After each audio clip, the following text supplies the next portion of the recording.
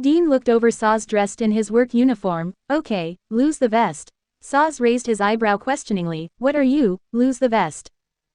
Come on, Dean interrupted, slowly growing impatient. He watched him as he took it off and again looked him over.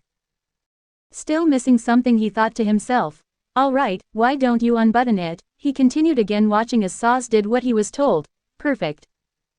Once he unbuttoned 2 of the buttons, Saz looked up at Dean, who was watching him with a smirk on his face. Is it good? He asked.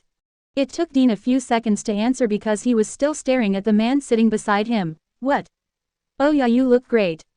Saz smiled at his answer and grabbed the door handle, opening up the door again, but Dean watched him with disappointment in his eyes. Wait, Saz.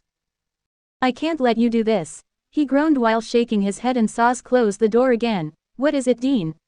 He asked, obviously still clueless. I might regret this, Dean mumbled to himself before starting the car and speeding down the road, parking it in an alley. He turned back towards Saz and grabbed his face, giving him a gentle kiss. When he opened his eyes, he looked at Saz, who had a shocked expression on his face.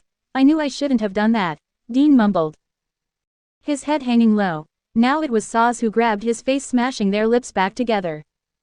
This time they kissed passionately, and Dean couldn't help but smile into the kiss. As they pulled away, he stared into those big blue eyes he had easily fallen in love with.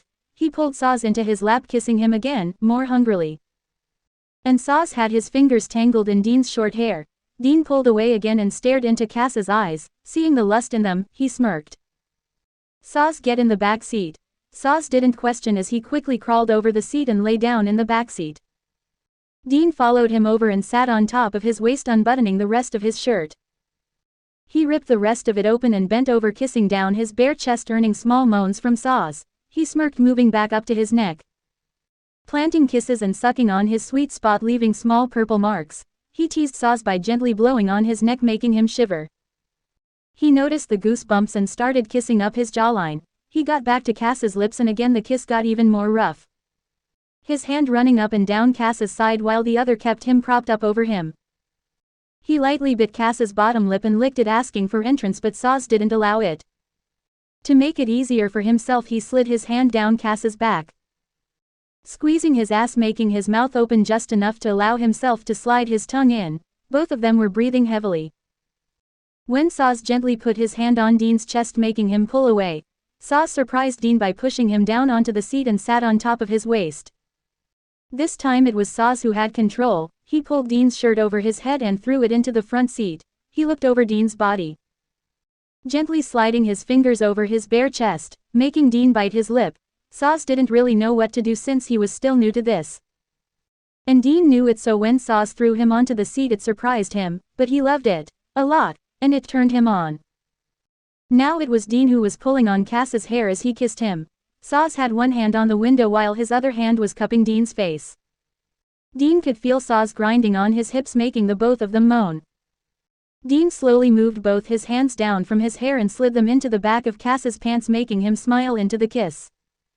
He pulled away, and now Saz moved down to Dean's neck, leaving gentle feathery kisses that were Dean's weakness. He kissed down his chest all the way down to Dean's belt, making him moan, but he stopped, crashing his lips back on Dean's. Dean couldn't wait any longer, so he threw Saz back onto the seat, and smirked as Saz watched him with curiosity in his eyes. He slowly undid the buttons of Cass's pants and enjoyed himself. The things they did that night, and the things Saz learned about Dean, really did wonders to their relationship. And let's just say it's good that those seats weren't made out of memory foam.